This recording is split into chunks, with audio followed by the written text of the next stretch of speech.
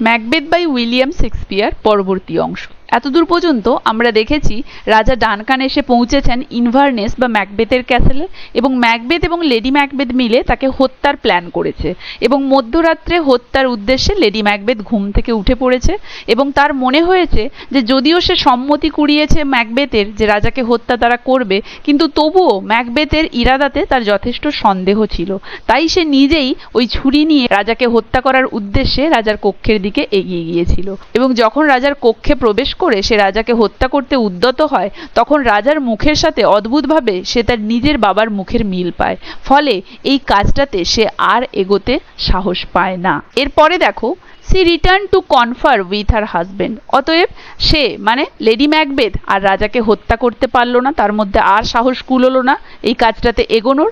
তাই সে কি করলো, ফিরে এলো, রিটার্ন টু কনফার, ষড়যন্ত্র করতে উইথ হার হাজবেন্ড, তার স্বামীর সাথে মানে ম্যাকবেথের সাথে। হি থট, সে ভেবেছিল বা চিন্তা করেছিল that there were strong reason against the murder. Macbeth স্ত্রীর কথায় চিন্তা করলো বা ভাবলো যে হত্যা করার পেছনে অনেক স্ট্রং রিজন আছে, মানে রাজাকে হত্যা করার পেছনে যথেষ্টই কারণ রয়েছে যে তারা রাজাকে হত্যা করতে পারে। Macbeth was not only a subject but also a close relative to Duncan. Macbeth শুধুমাত্রই যে একজন সেনাপতি তা নয়, বরং রাজার একজন ঘনিষ্ঠ বা নিকট আত্মীয়ও বটে। বিসাইড, পাশাপাশি, he had been a host to the king. আজকে সে কিংয়ের হোস্ট মানে কিংয়ের অতিথি সেবক, মানে তার বাড়িতেই তো রাজা এসেছে।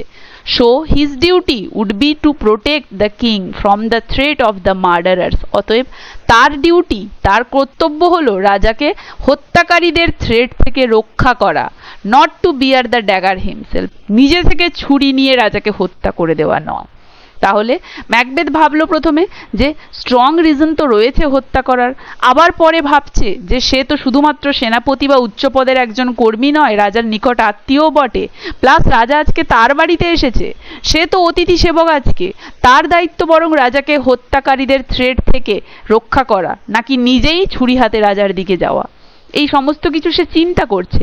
হি অলসো কনসিডার, সে আরও চিন্তা করলো how just the merciful a king this Duncan had been, how clear of offence to his subjects, how loving to his nobility that his subject are doubly bound to avenge his. তো সে আরোই ভাবলো how just and merciful a king this Duncan had been, যে তাদের রাজা Duncan কতই না ন্যায়পরায়ণ এবং ক্ষমাপরায়ণ রাজা। How clear of offence to his subject, এবং সে তার প্রজাদের প্রতি কতটাই না অপরাধ বিষয়ে স্পষ্ট।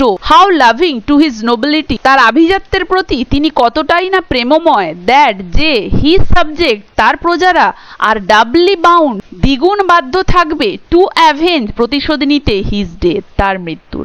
তাহলে সে আরো ভাবলো যে তাদের রাজা ডানকান কত ক্ষমাপরায়ণ, ন্যায়পরায়ণ একটি রাজা, যে কিনা প্রজাদের অপরাধের বিষয়ে খুব স্পষ্ট, তার আভিজাত্যের প্রতি তার প্রেমময়তাও খুব স্পষ্ট, যেই রাজার জন্য তার প্রজারা দ্বিগুণ ভাবে তার মৃত্যুর প্রতিশোধ নিতে বাধ্য থাকবে। মানে রাজা এতই ভালো যে তার মৃত্যু হলে তার প্রতিশোধ নেওয়ার জন্য তার প্রজারা দ্বিগুণ ভাবে বাধ্য থাকবে। মোর ওভার, তার উপরে, by the favours of the king, রাজার অনুগ্রহে, ম্যাকবেথ স্টুড হাই, ম্যাকবেথ অনেক উচ্চ জায়গায় দাঁড়িয়েছেন বা উচ্চ জায়গা পেয়েছেন, ইন দ্য ওপিনিয়ন, মতে, of all sorts of man, সমস্ত ধরনের পুরুষের মতে।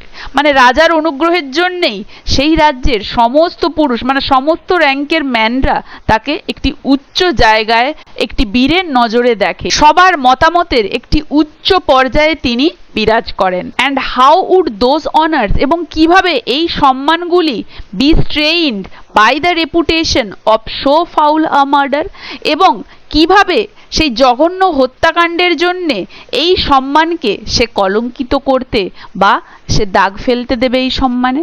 তাহলে ম্যাকবেথ রাজার অনুগ্রহে আজ সমস্ত ধরনের পুরুষদের মতামতের একদম উপরে বিরাজ করছেন, রাজ্যের এমন একটা জায়গা তিনি হোল্ড করেছেন। তো সেই জায়গার এই সম্মানটা, সেই সম্মানটা কি করে তিনি সেই জঘন্য হত্যাকাণ্ডের খ্যাতিতে কলঙ্কিত করতে দেবেন বা দাগ ফেলতে দেবেন। স্টেইন মানে দাগ ফেলা। তাহলে এই সম্মানটা কিভাবে এই জঘন্য হত্যাকাণ্ডের খ্যাতিতে তিনি কলঙ্কিত করবেন। তাহলে এই সমস্ত কিছু ম্যাকবেথের মাইন্ডে সেই সময় চলছিল। তাহলে দেখো ম্যাকবেথ কিন্তু খারাপ মানুষ ছিল না। তার স্ত্রী যখন তাকে হত্যার ব্যাপারে বারবার বলছে, সে এক মুহূর্তে একরকম ভাবছে, পরে মুহূর্তে আরেক রকম ভাবছে। প্রথমে সে ভাবছিল হত্যার পেছনে যথেষ্ট কারণ রয়েছে, তারপরে আবার ভাবছে রাজা তো খুব ভালো মানুষ, কিভাবে তিনি জঘন্য অপরাধ করবেন, আবার কিছু পর মুহূর্তে অন্য ভাবছেন। তো কন্টিনিউয়াসলি তার মাইন্ডে এই নিয়ে একটা অন্তর্দ্বন্দ্ব চলছে যে আদৌ রাজাকে হত্যা করাটা ঠিক কাজ হবে কি হবে না, আদৌ এত বড় জঘন্য কাজ করাটা তার দ্বারা পসিবল হবে কি হবে না, এটা আমরা তার মাইন্ডের অন্তর্দ্বন্দ্ব দেখে বুঝতে পারি। এবং এটার থেকে এটাও বোঝা যায় তিনি প্রকৃতপক্ষে কিন্তু খারাপ মানুষ ছিলেন না, নইলে কিন্তু রাজার প্রতি এই দয়ালু মনোভাবটা বা গুড এবং ইভিলের এই দ্বন্দ্বটা তার মাইন্ডে চলতো না। এরপরে দেখো, ইন দিস কনফ্লিক্ট, এই অন্তর্দ্বন্দ্বে অফ দ্য মাইন্ডের মানে মস্তিষ্কের এই অন্তর্দ্বন্দ্বে, Lady Macbeth found that her husband had resolve to proceed no further. তাহলে ম্যাকবেথের মাইন্ডে যখন এই ধরনের অন্তর্দ্বন্দ্ব চলছিল, লেডি ম্যাকবেথ দেখলেন যে তার হাজবেন্ডের দ্বারা, তার স্বামীর দ্বারা এই ধরনের একটি কাজ কখনোই করা সম্ভব হবে না। হার হাজবেন্ড, তার স্বামী, হ্যাড রিজলভড মানে সিদ্ধান্ত নিয়েছিলেন টু প্রসিড নো ফার্দার, আগে না এগোনোর। মানে লেডি ম্যাকবেথকে দেখে তার মনে যে এত অন্তর্দ্বন্দ্ব চলছে, এটা দেখে তিনি বুঝতে পেরেছিলেন তার হাজবেন্ড সিদ্ধান্ত নিয়েছে এই উদ্দেশ্যটা পূরণ না করার। বাট কিন্তু C was A women not easily second for her purpose, কিন্তু তিনি এমন একটা মহিলা ছিলেন যাকে তার উদ্দেশ্য থেকে সহজে নড়ানো যাবে না। She began to pour in at his ears words tinged with a velour of her tongue. তো she began to pour in, তিনি ঢালতে শুরু করলেন at his ears, তার কানে, ম্যাকবেথের কানে, ওয়ার্ড শব্দগুলি, tinged with a velour of her tongue। টিঞ্জ মানে হচ্ছে রঞ্জিত করা, with a valour of her tongue মানে জিভ, ভেলোর মানে আমরা জানি বীরত্ব। জিভের বীরত্ব বলতে চাইছে তিনি যে তার শব্দের চাটুকারিতা জানেন, সেই শব্দের চাটুকারিতার দ্বারা মানে তার ভেতরের যে বিভিন্ন উদ্দেশ্য, সেই উদ্দেশ্যর রঙে রঞ্জিত করে তার কথাগুলোকে এভাবে তিনি তার স্বামীর কানে ঢাললেন, infusing a portion of her own spirit into his mind. Infusing মানে ঢেলে দেওয়া, আ পোর্শন একটা অংশ, অফ আর ওন স্পিরিট তার নিজের আত্মার, ইনটু হিজ মাইন্ড তার মাইন্ডে মানে ম্যাকবেথের মাইন্ড। তাহলে বলছে সে তার জীবের চাটুকারিতায় রঞ্জিত করে এমন কিছু শব্দ যেন তার নিজের সত্তার অংশ হিসেবে তিনি তার স্বামীর কানে ঢেলে দিলেন, সেগুলোকে রঞ্জিত করে, মানে এমন কিছু শব্দ, রঞ্জিত শব্দ তিনি তার স্বামীর কানে ঢেলে দিলেন। অ্যাসাইনিং রিজন আপন reason why he should not shrink from the resolution he had earlier undertaken. Assigning reason আপন রিজন, অ্যাসাইনিং মানে বরাদ্দ করা, রিজন আপন রিজন কারণের ওপর কারণ চাপিয়ে, why he should not shrink যে কেন তার উচিত নয় ফিরে আসা বা সংকুচিত করা, ফ্রম দ্য রেজলিউশন সেই সংকল্পটা, হি হ্যাড আর্লিয়ার আন্ডারটেকেন যেটা সে আগে নিয়েছিল। মানে লেডি ম্যাকবেথ তার শব্দজালে এমনভাবে ম্যাকবেথকে উদ্বুদ্ধ করলেন এবং কারণের ওপর কারণ দর্শালেন যে কেন তার সে যে সংকল্পটা নিয়েছে সেই সংকল্পটাকে সংকুচিত করা উচিত হবে না, মানে ওই সংকল্পটা থেকে ফিরে যাওয়া উচিত হবে না। and how the action of one short night would give to all their nights and days to come sovereign power and royalty, and how the action of one short night, এবং কিভাবে এই একটা ছোট রাত্রের একটা কাজ would give to all their nights and days to come, তাদের আগামী সমস্ত আগত দিন এবং রাত্রির সোভেরেইন পাওয়ার, সার্বভৌম শক্তি, অ্যান্ড রয়্যালটি, রাজকীয়তা দেবে। তাহলে তিনি বলতে চাইছেন যে কিভাবে আজকে রাত্রের এই একটা ছোট কাজ তাদেরকে আগামী সমস্ত দিন এবং রাত্রির সার্বভৌম ক্ষমতা এবং রাজকীয়তা এনে দেবে।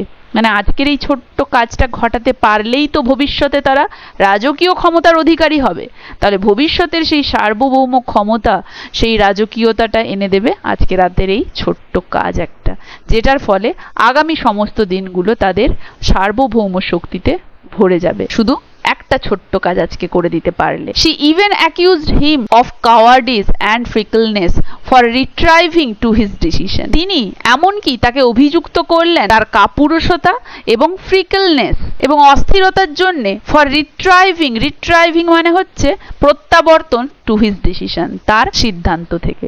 তাহলে তিনি এমনকি ম্যাকবেথকে ওই সমস্ত দ্বিধাদ্বন্দ্ব অবস্থায় দেখে তাকে তার কাপুরুষতা এবং অস্থিরতার জন্য দোষারোপ বা অভিযুক্ত করলেন এই ডিসিশন পজিশনটা থেকে প্রত্যাবর্তনের জন্য। মানে ম্যাকবেথ যে করতে চাইছিলেন না, এজন্য তিনি তাকে কাপুরুষ বলে অভিযুক্ত করলেন। She also told him how practicable it would be. তিনি আরো বললেন যে এটা কতটা বাস্তবসম্মত হবে, টু লে দ্য গিল্ট, লে মানে আরোপ করা, গিল্ট মানে দোষ, টু দ্য ডিড, এই কাজটার, এই দোষটা আরোপ করা, অন দ্য ড্রাঙ্কেন গ্রুমস, ওই সমস্ত মাতাল যে সমস্ত রক্ষীরা, রাজার পরিচারকরা আছে তাদের ওপরে, হু ওয়ার স্লিপিং, যারা ঘুমাচ্ছিল, আউটসাইড, বাইরে, দ্য কিংস চেম্বার, রাজার চেম্বার বা শয়নকক্ষের বাইরে। তাহলে লেডি ম্যাকবেথ প্রথমে তার রঞ্জিত শব্দের দ্বারা তার স্বামীর কানে এমনভাবেই সেই শব্দগুলোকে প্রয়োগ করলেন যেন সে উদ্বুদ্ধ হয়। তারপরে তিনি আবার তাকে খোঁচা মেরে অভিযুক্ত করলেন তার কাপুরুষতার জন্য। মানে এই সমস্ত কিছুই তিনি তাকে ইনস্টিগেট